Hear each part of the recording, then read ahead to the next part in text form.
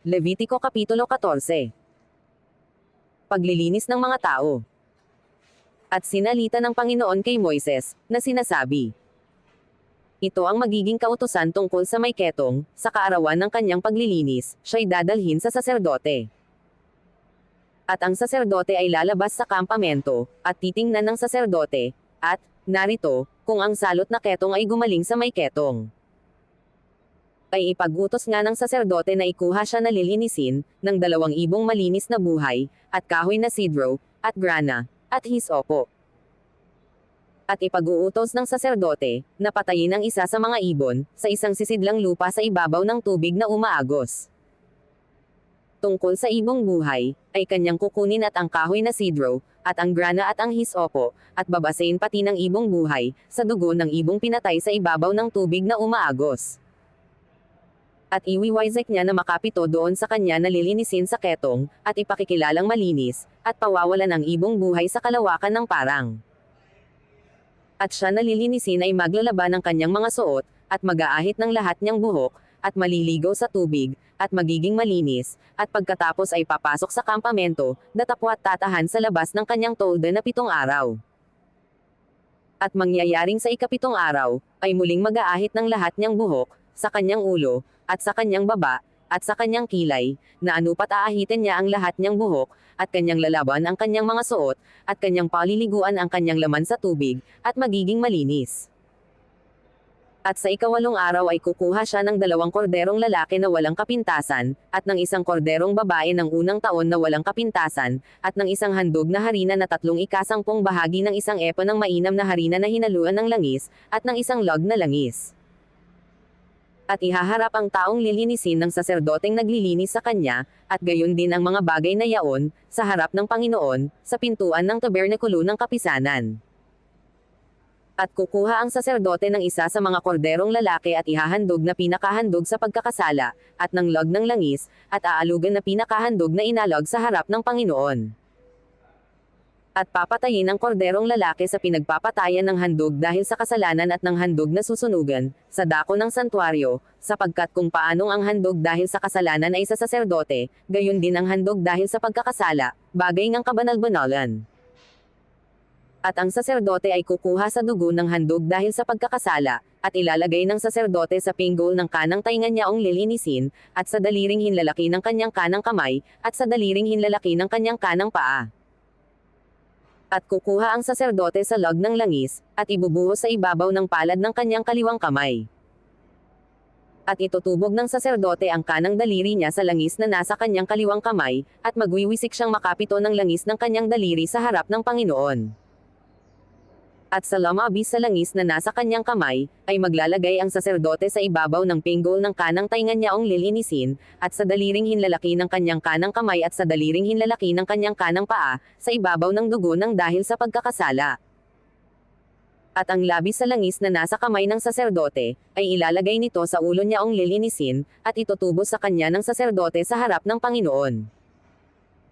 At ihahandog ng saserdote ang handog dahil sa kasalanan, at itutubos sa kanya, na lilinisin dahil sa kanyang karumihan, at pagkatapos ay papatayin ang handog na susunugan. At ihahandog ng saserdote ang handog na susunugan at ang handog na harina sa ibabaw ng dambana, at itutubos sa kanya ng saserdote, at siya'y magiging malinis. At kung siya'y dukha at ang kanyang kaya ay hindi aabot, ay kukuha nga siya ng 1 korderong lalaki na handog dahil sa pagkakasala, na aalugan upang itubos sa kanya, at ng 10 bahagi ng 1 epa na mainam na harina, na hinaluan ng langis na pinakahandog na harina, at ng 1 log ng langis. At ng 2 bato-bato o ng 2 inakay ng kalapati, kung alin ang aabutin ng kanyang kaya, at ang isa'y magiging handog dahil sa kasalanan, at ang isa'y handog na susunugan. At sa ika-8 araw ay kanyang dadalhin sa saserdote sa pintuan ng tabernakulo ng kapisanan upang gamitin sa kanyang paglilinis sa harap ng Panginoon.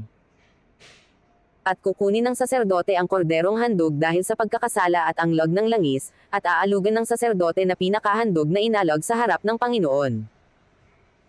At kanyang papatayin ang korderong handog dahil sa pagkakasala, at kukuha ang saserdote ng dugo ng handog dahil sa pagkakasala, at ilalagay sa pinggol ng kanang tainga niyaong lilinisin, at sa daliring hinlalaki ng kanyang kanang kamay, at sa daliring hinlalaki ng kanyang kanang paa.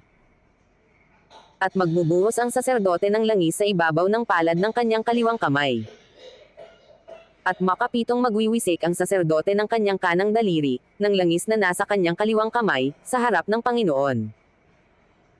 At maglalagay ang saserdote ng langis na nasa kanyang kamay, sa pinggol ng kanang tainga niyaong lilinisin, at sa daliring hinlalaki ng kanyang kanang kamay, at sa daliring hinlalaki ng kanyang kanang paa, sa ibabaw ng pinaglagyan ng dugong handog dahil sa pagkakasala. At ang labis ng langis na nasa kamay ng saserdote ay ilalagay niya sa ulo niyaong lilinisin, upang itubos sa kanya sa harap ng Panginoon. At kanyang ihahandog ang isa sa mga bato-bato o sa mga inakay ng kalapati, kung alin ang kanyang kaya. Kung alin ang abutin ng kanyang kaya, na ang isa'y handog dahil sa kasalanan, at ang isa'y handog na susunugan, pati ng handog na harina, at itutubos ng saserdote doon sa malilinas sa harap ng Panginoon. Ito ang kautusan tungkol sa may salot na ketong, na ang kanyang kaya ay hindi abot sa nauukol sa kanyang paglilinis. Paglilinis ng mga tahanan. At sinalita ng Panginoon kay Moises at kay Aaron, na sinasabi, pagka kayo'y nakapasok na sa lupain ng Canaan, na ibibigay kong pag-aari sa inyo, at ako'y naglagay ng salot na ketong sa alinmang bahay sa lupain ninyong inaari.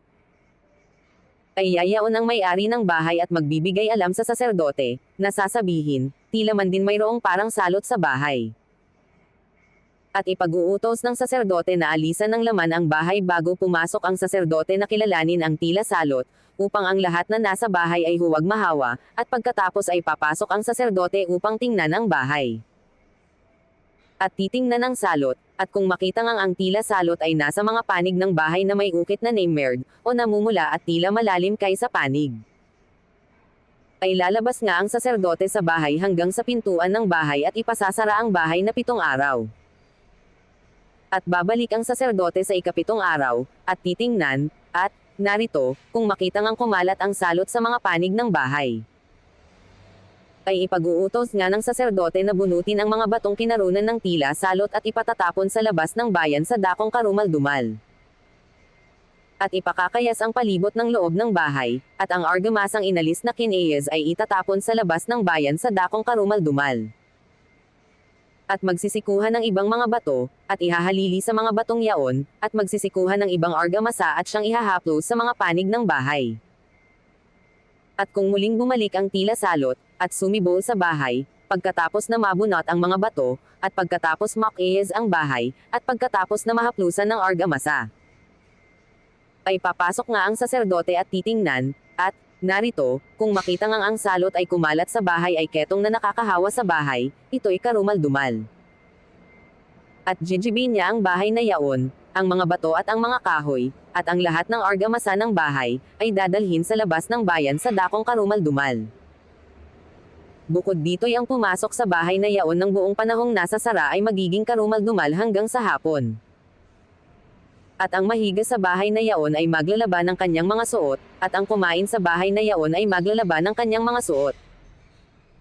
At kung papasok ang saserdote, at, narito, kung hindi nga kumalat ang salot sa bahay, pagkatapos na nahaplusan ng argamasa, ay ipakikilala nga ng saserdote na malinis ang bahay, sapagkat gumaling sa salot. At upang linisin ang bahay ay kukuha ng 2 ibon, at ng kahoy na sidro, at ng grana, at ng hisopo. At papatayin ang isa sa mga ibon sa isang sisidlang lupa sa ibabaw ng tubig na umaagos. At kukunin niya ang kahoy na sidro, at ang hisopo, at ang grana, at ang ibong buhay, at babasain sa dugo ng ibong pinatay, at sa tubig na umaagos, at wiwisikang makapito ang bahay. At kanyang lilinisin ng dugo ng ibon ang bahay at ng agos ng tubig, at ng ibong buhay at ng kahoy na sidro, at ng hisopo, at ng grana. Datapwat pawawalan ang ibong buhay sa labas ng bayan, sa kalawakan ng parang, gayon tatubusin ang bahay, at magiging malinis. Ang layunin ng mga batas hinggil sa ketong. Ito ang kautusan tungkol sa sari-saring salot na ketong at sa tina. At sa ketong ng suot, at ng bahay. At sa pamamaga at sa langib, at sa pantal na may kintab. Upang ituro kung kailan karumal-dumal, at kung kailan malinis, ito ang kautusan tungkol sa ketong.